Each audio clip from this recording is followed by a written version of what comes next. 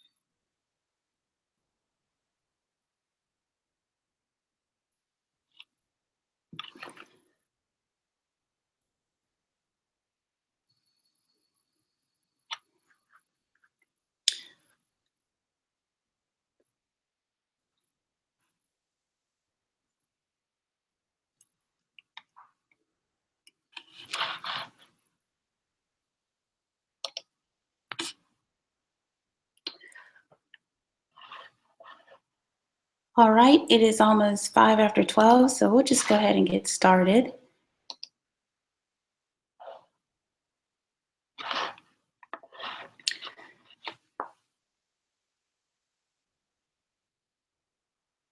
All right. Hey, Obed. Like I said 2 times before, my name is Aldrena Corder. I live in South Carolina with my beautiful husband and 2 children. I am the creative director for the South Carolina Bar. My job is to oversee the creative and design work for programs that our organization puts on for our members, lawyers, and for the public, including legal education seminars, community outreach programs, and prior to that, I was an art director for the South Carolina Department of Parks, Recreation, and Tourism. And I worked for an ad agency previously for about 4 years right after college. So I've been here for about 20 years in the design field. I know, I don't look too old, do I? Anyway, so my welcome to my presentation on Little Brown Girl. In October of 2016, I completed my MFA in graphic design at the Vermont College of Fine Arts, located in beautiful Montpelier.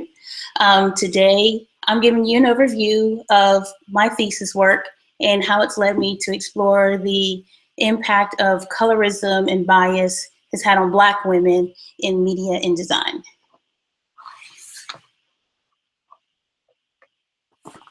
Oops, give me a second. Open up the slides.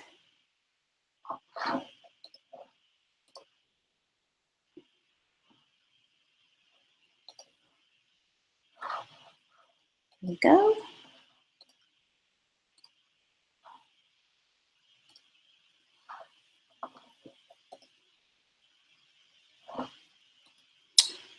So, Little Brown Girl is a series of essays and personal stories that of my work that reflect subject matters of hair, skin, and self-love as a Black woman in America. This work was inspired by my own little brown girl, whose silhouette you see there, and my daughter, and my deep desire to encourage and foster a deep love for herself and all the brown girls, seasoned and not seasoned, young and old, to love their brown skin and know that their voice matters, our voice matters, and it's needed and is important no matter what field you're in. But I'm speaking directly to graphic design work. Like I said, it's broken up into 3 parts, but we're going to start with the hair and then work our way into the colorism issues. So this is my part of my presentation, my thesis exhibition. All right, Better Than Good Hair reveals the complex and emotional struggle and celebration of a Black woman's hair. I wanted to talk about the important role hair and hairstyles play in the lives of Africans and African Americans from colonial days on up until present. I even share my personal journey in the struggle to love and accept my hair, no matter what state it's in. And then ultimately, I just realized that there's no such thing as good or bad hair, and we'll talk about that in a little bit.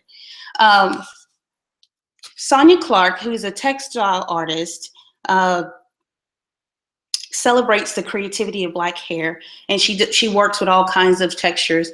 This artwork right here is inspired by her wanting to showcase the ingenuity and beauty of Black hair by showing all the versatility and such. I got inspired by that and created my own version of the Black hair celebration.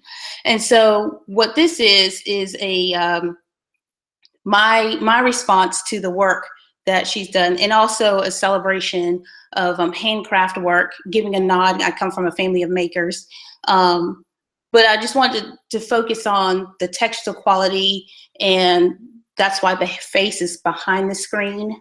But I wanted to bring that to light. The comb tree. So the comb tree is a response to the test that I found out while I was doing my research. I don't know if you're familiar with paper bag test, but we'll talk about that later in the presentation. But paper bag tests were used to measure the lightness and darkness of skin by African Americans, blacks, the worthiness of goodness or badness of the hair texture. So what would happen is that a comb would be hung out as a symbol, and if your hair wasn't fine and could pass through this fine-tooth comb, then that was a reminder that those with white textured hair were more welcome. So the comb tree is my response in recognizing the sad cruelty of this practice, as well as appreciating the resilience and strength and legacy of Black hair. So, sorry, I'm getting a little nervous here. Also, as within my thesis book, I did a survey of Black ads that were directed towards Black women, towards lightening their skin and straightening their hair, which I played at the beginning.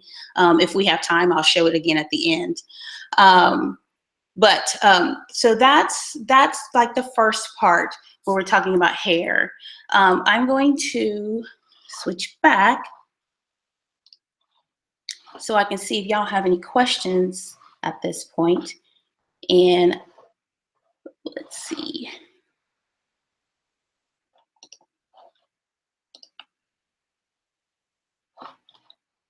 All right. Hi, I see some folks on here. Thanks. I did get a question asking about my thesis being very visual, and how I arrived at that. So I'm a visual person, obviously, if I'm a graphic designer, but I wanted to present my story, present this in a way that had more of an impact. I love words, but I wanted to show it like in a diary format, because that's the way I write. That's the way I talk. That's the way I see the world, through pictures. And so a traditional graphic design project didn't seem right for this. I wanted it to be more personal, and I wanted to keep it more like a memoir, if that makes sense. So that's how I ended up presenting it in a journal format. Very quickly, here is what the book looks like.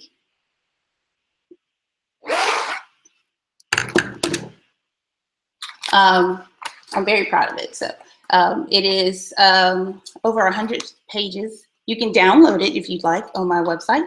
But anyway, so I wanted it to have like a journal feel. I wanted it to feel like I've inserted like pictures and memoirs from like the times of, going forward. So like kind of like a scrapbook. So that was the idea behind that.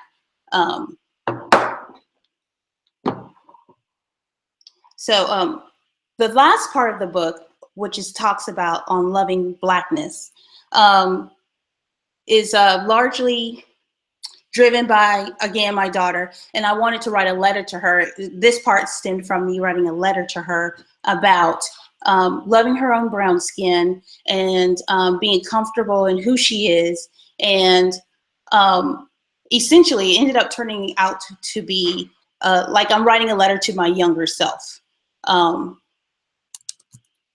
Which was very therapeutic for me. But out of that, I created some work that were reminiscent of like textile quilt making. And because she can't read yet, I want it to be very pictorial. So this is an excerpt. This is an excerpt from the letter, or from the pictures of the letter that I've written to her.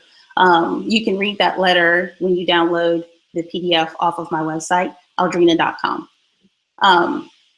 But loving Blackness is both a personal and political choice. Some may agree or disagree with that. But I think a great deal about my own Blackness and what I accept and ultimately reject, that makes me that ultimately defines me as a Black person, what I decide to take on and what I decide not to accept. As the only Black design professional in a predominantly white setting, I'm acutely aware of my influence as a woman of color could mean when I'm designing, when I'm making, when I'm sitting in on hiring interns, teaching and mentoring. And I have to be aware of my own biases, my own feelings that I have about that when I'm approached, or when I'm in these situations. A question was posed, how I feel or how that drives my design work.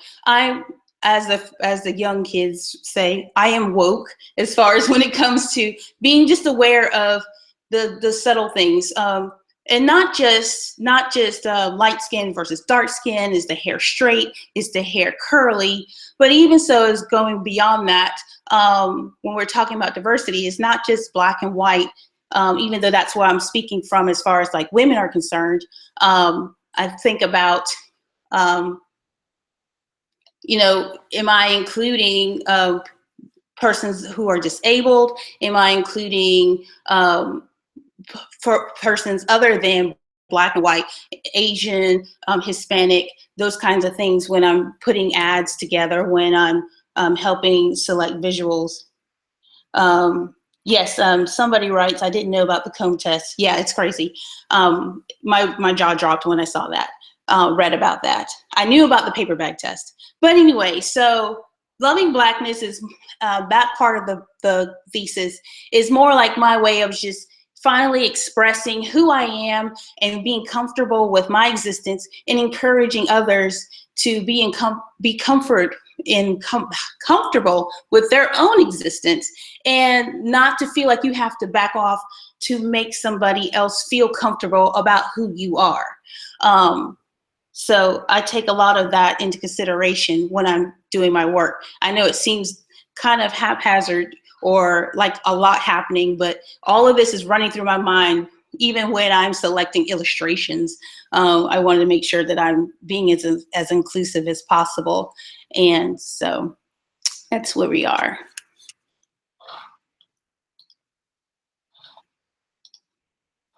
It's a lot of clicking, people. So let's see here.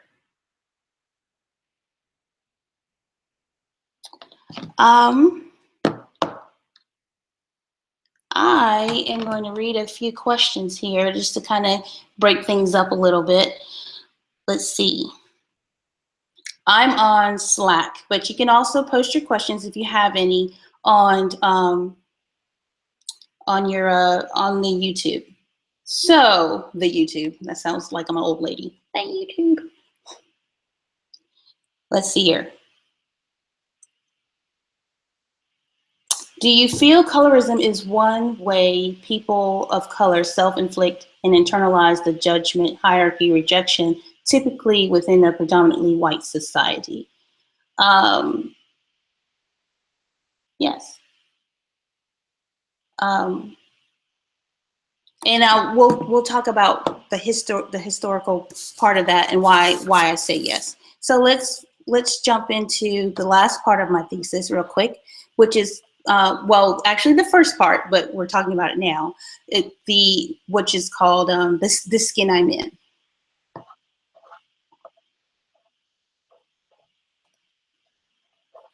And give me a second. I'm still learning this sharing business.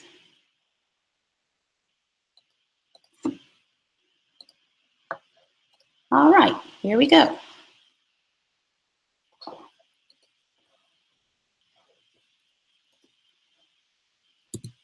Okay, so the skin I'm in talks about what it means to be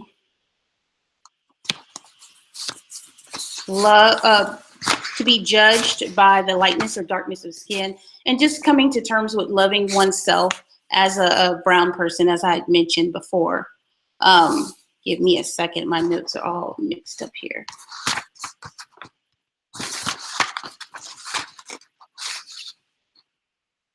Okay, here we go. I got it now. All right, so what it means to be judged by one's own race, lightness and darkness of skin. Colorism, which is an internal form of racism, is rooted in slavery, actually, and things such as the paper bag test, as I mentioned earlier, where Blacks accepted or denied each other certain social, educational, and political privileges based on how close their skin matched the tone of the paper bag. I asked several people to share their personal experiences as part of my thesis with colorism, and participants posted a selfie on a private social page with a personal story about the lightness or darkness of their skin.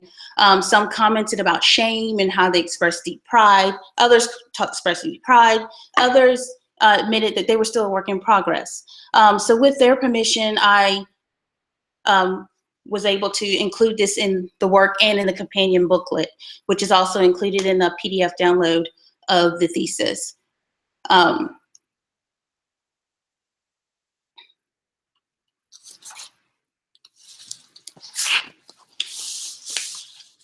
So I can get into the history, a little bit more into the history of colorism, which is, like I said, rooted in slavery. It kind of started with, well, it didn't kind of start. It started with the colonization of America, where, and also when slaves were brought from, not slaves, Africans were brought from their home to America. They were separated.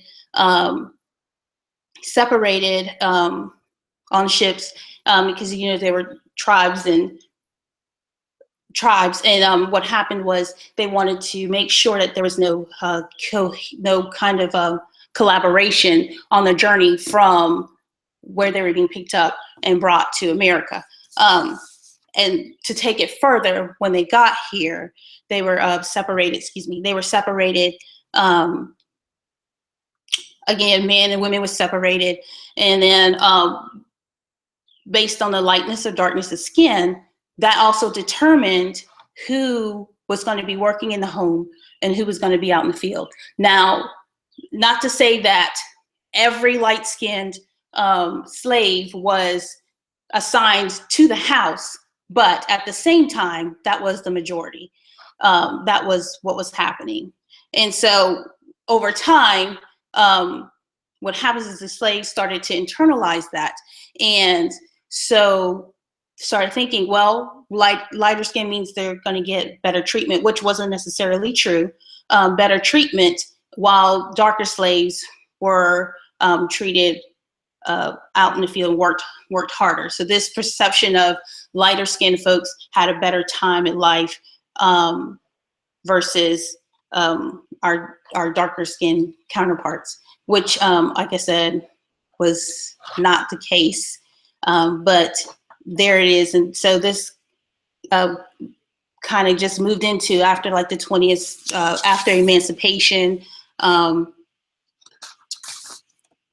well into the early part of the 20th century, lighter skinned Blacks were given preferential treatment. Like I said earlier, we talked about the paper bag test. Colorism within the Black community still persists today, and not just in the Black community, but worldwide, with the belief that dark-skinned Blacks are lower class, less educated, and commit more crimes, while lighter-skinned Blacks are perceived as having an easier time. So with that being said, we end up having this divide with each other, which is sad, but still true.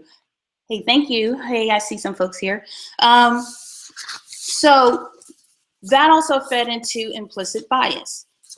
And what implicit bias is the attitudes and stereotypes that affect our understanding, actions, and decisions in an unconscious manner.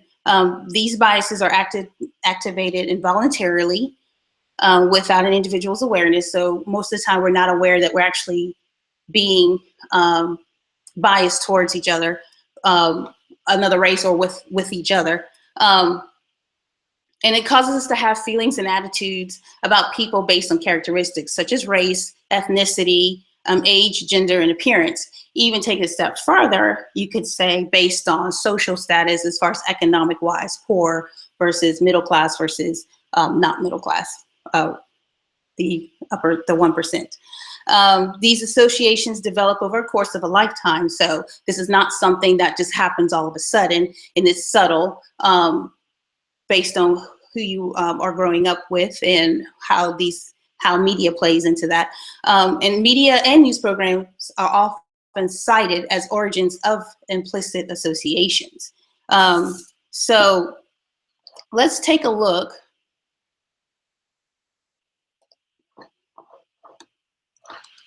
Let's take a look at,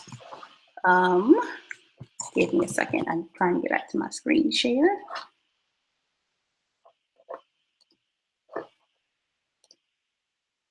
Oh, sorry about that, guys. I want you to look at these pictures real quick.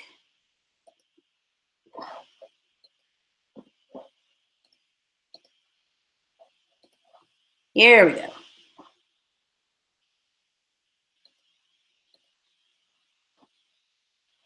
It's a lot of jumping around. Thank you for being patient and working through this with me. I really appreciate it. So let's take a look at this picture. Just take a few seconds and take a look. So what feelings do you have about this woman and her children? You know, what stereotypes come to mind when you see this? What if you unknowingly ascribe to her make yourself aware of that. Start paying attention to that.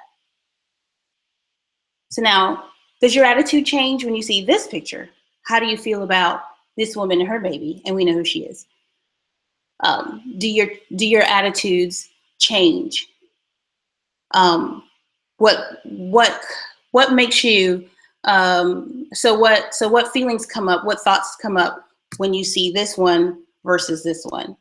I know they're two totally different situations, but we're just focusing on how they're presented and how even take note of like how the lighting and all that stuff is going on with that.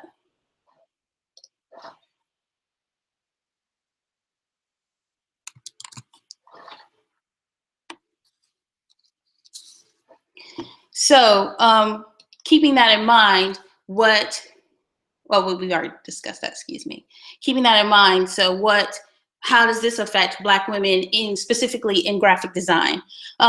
So the author and sociologist, Dr. Cheryl Grills, outlines the far-reaching effects of colorism on the psyche, mental health, and communal relationships on Black women. In particular, she describes how self-esteem, perception, and the perception of oneself, of beauty, and even economic are affected by colorism attitudes. Certain risk behaviors are also associated with taking colorism attitudes, such as skin bleaching. Those ads I showed you earlier, but here are some more, where from colonial times through the 1950s, where skin bleaching was very popular. This one right here dates back to, I think, early colonial times, where you put this product on and your skin will magically be lighter, even change your hair texture, if you can see that. And then this second one to the left, to the right, to the left of me, excuse me, to the right, this is from maybe the 50s, 60s, late, mid 50s, encouraging you, telling you that you're not going to find the love of your life if you don't lighten your skin. And there's so much more included in the book. I could find many examples of this.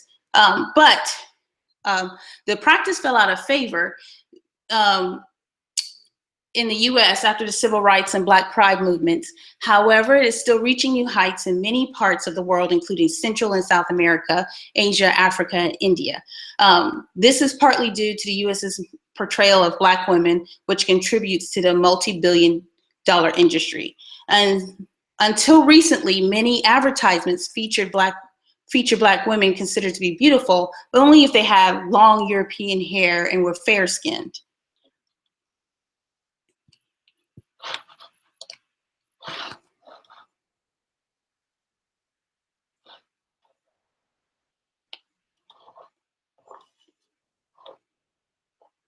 So is this still an issue? Is it still something that's happening today? Yes. While it may not be as blatant as you see in those ads that I showed you, but it's still something that still goes on. And what we as designers have to pay attention to, and creators in general, even educators, how are we perceiving these Black women when we look at this work? I mean, when we look at this work. But anyway, so is it still a challenge? Yes. So we still have these stereotypes. Colorism and bias influences these stereotypes. Essence magazine conducted an image study where 1,200 Black women were participated.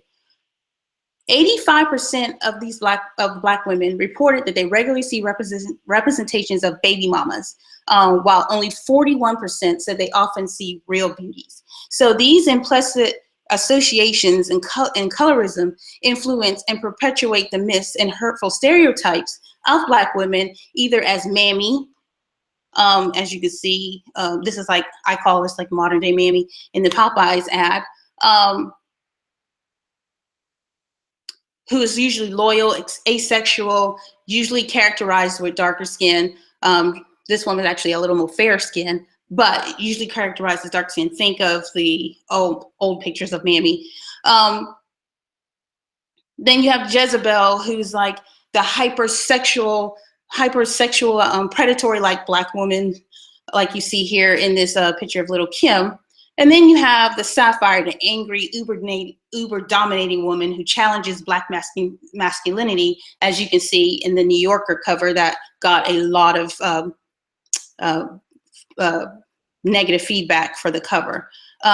In her book, Sister Citizen, Melissa Harris Perry just states these stereotypes, that these stereotypes don't reflect a woman's lived experience. Instead, they limit African-American women and to prescribed roles to serve the interest of others.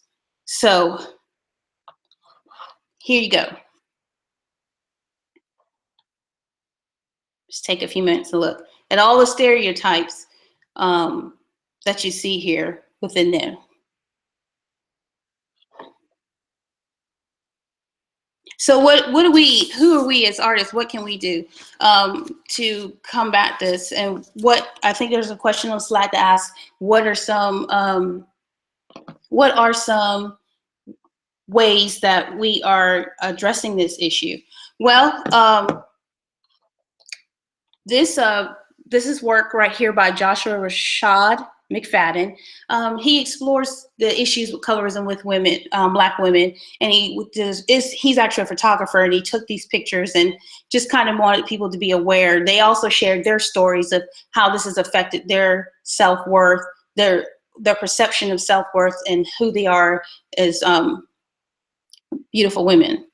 And then we have work by Lynn Harris, who addresses the stereotypes head on, the gold digger, the wild woman, the sexual promiscuous woman, and basically puts it out there in your face. And then, there's some that's as combative. Her work is a little more confrontational, but it gets the point across. So author Chimamanda Ngozi Adichie says the problem with stereotypes is not that they're untrue, but they are incomplete. They make one story become the only story. So what stories are we telling ourselves? What are we sharing about women in design, Black women in design? Are we starting with secondly in mind when we're designing, when we're teaching, when we're interacting with folks? Are we contributing to that misunderstanding and misconception when we don't intentionally stop and examine our biases when we design, hire, or teach? So these are some things to consider when you're looking at the stereotypes and your biases. I have to be consciously aware of my own biases when I'm doing these things, when I'm teaching or talking, or even when I'm in a conversation about how an ad should go, how a presentation should go. So yes, this also happens with men. Sammy Sosa, baseball player. Yeah, bleaching his skin, back to the skin bleaching. Yes, and but the portrayal of Black men, that's a whole nother animal that I have not been able to dive into yet. But anyway, so at this point, that is my presentation as far as like what was in my thesis. Where am I going to go from here? I'd like to actually go back and dive more into the subject matters that I did not get to address in the book, which is code switching, which means you change the way you speak, talk, and act based on your environment where you are. Like how I'm speaking to you is not how I would be speaking to my family, is not how I'll be acting in church, and so on and so forth. My son, who we're working on a book together, because he is also inspired and he wants us to work on a book together to talk about young Black boys. So I'm also looking at that, how the media portrays our young Black men. But my heart and soul and my desire is to continue to talk about these issues as far as Black women are concerned, and say we're magic, we're beautiful, our voice matters, and where we want to go from there. So I'm going to read some questions I have up here on Slack. Um, oh, here's one about speech, habit, and code switching. Is Ebonics the verbal equivalent to colorism? I don't think so. I don't think so. Um, because to say that, you're trying to say that the way that somebody speaks, well, actually, I can see it both ways. Yes, if you're speaking a certain way, I can see how folks can perceive that as maybe you're uneducated. If, you know, I'm talking to you um, using language that is shortened and full of slang, your biases immediately start kicking in. Okay, well, maybe this person didn't go to school, they're uneducated, versus how I'm talking to you now. And then, but on the flip side, that is something that's kind of like a cultural thing, like how one a group of people can share a commonality in the way that they speak. So it's kind of different. It's a coin. So it just depends on how you're looking at it and who you're speaking to. But again, I don't think it's a negative thing. I actually think it's beautiful. And I didn't even know that there was a word for it. Me being from Charleston, you know, Ebonics is pretty prevalent. But yeah, I think it's awesome because that's the way that this is the way we communicate. This is the way we're talking with each other. But I can see how other folks can perceive that as something that is negative, but it's not. I think it's beautiful. What tips do you have for designers to learn how to be more conscious of their own bias?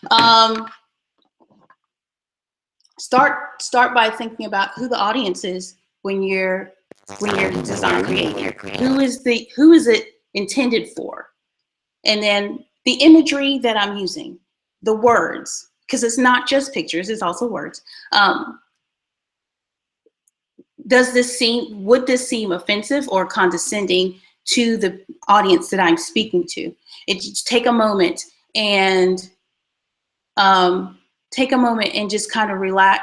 I'm not relaxed. Take a moment and think about what I've shared. And also read up on history and what's happening present day. Subscribe to podcasts and learn as much about typical biases, so you can start. It doesn't happen. It's not easy, but just taking the time to stop and think about what's happening in that moment. Kia says, what would you say your biggest challenge as a woman of color in graphic design field? There's just not a whole lot of us in the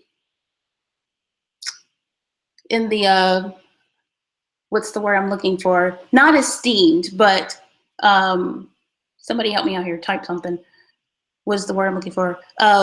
Places of influence. And yeah, that's what I'm trying to say. Places of influence. So the challenge is if you don't see that person, then it's hard. If you don't see somebody that looks like you, then it's hard to kind of picture yourself as being that. But I want to give a shout out to Maurice Cherry's podcast. If you have not checked it out, please do. It is wonderful, where he purposely interviews people of color from all over the world, and they talk about these challenges. One of the challenges is that the bias of the person who's hiring or the person you're trying to win a job from. If they just getting over that hurdle and understanding that and this is not just graphic design field, but this is kind of just in business in general, where we have to make sure that we're not being perceived as the angry Black woman when we're trying to get a point across. So being a woman and being Black, we already have some challenges, but it's also a beautiful thing. You find who you are and express yourself through your work, and it will find you. And the people who want to be with you and work with you will find you. and then also just trying not to feel alone. Like again, Jacinda talked about in her last month's talk about just finding like-minded folks, or not like-minded, finding folks you can identify with, and go as a support group, and just being connected, and not feeling like you have to be the only one. You're not the only one. We're all here. Are biases ever a good thing? Yeah. It depends on what it is. Yeah. Let's see. Do we have any more questions coming in here?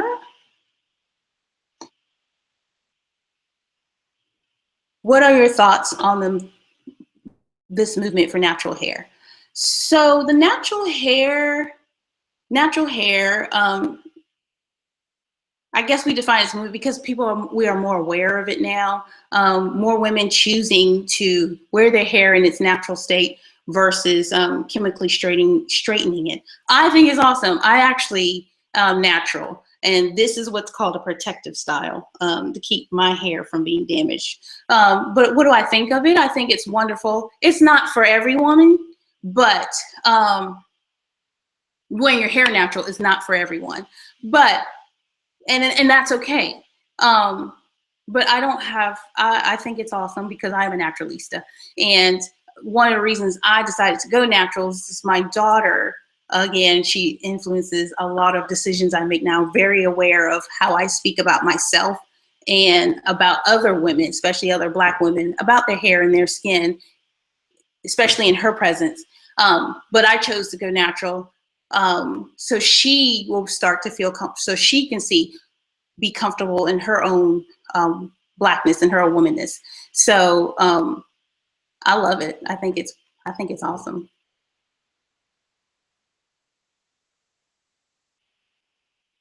I'm just looking through to see if there are any more questions.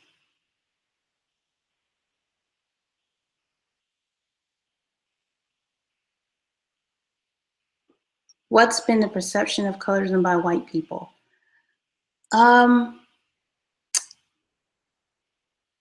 I think a lot of folks are not aware of this because that's kind of the norm, if that makes sense. But it's very surprising. I'll have to do some more interviews and more talking to some of my friends and find out what they really think about this. One friend said that she didn't know that this existed. She didn't know that this was an issue, and she's glad to be made aware of it and help her understand things better from my perspective as a person of color.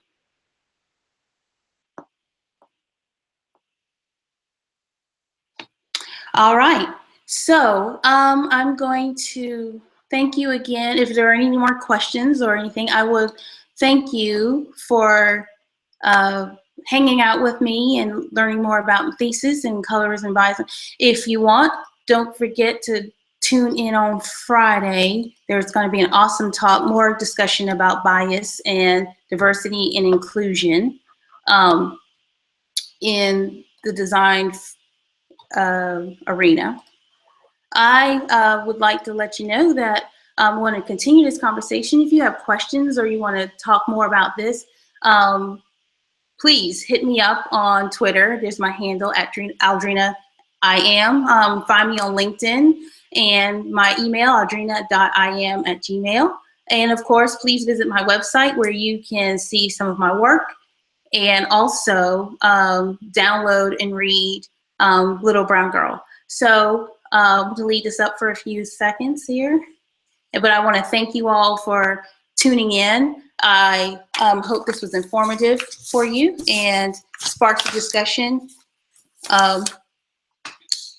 keep the discussion going about colorism and bias, and just be beautiful and love yourself.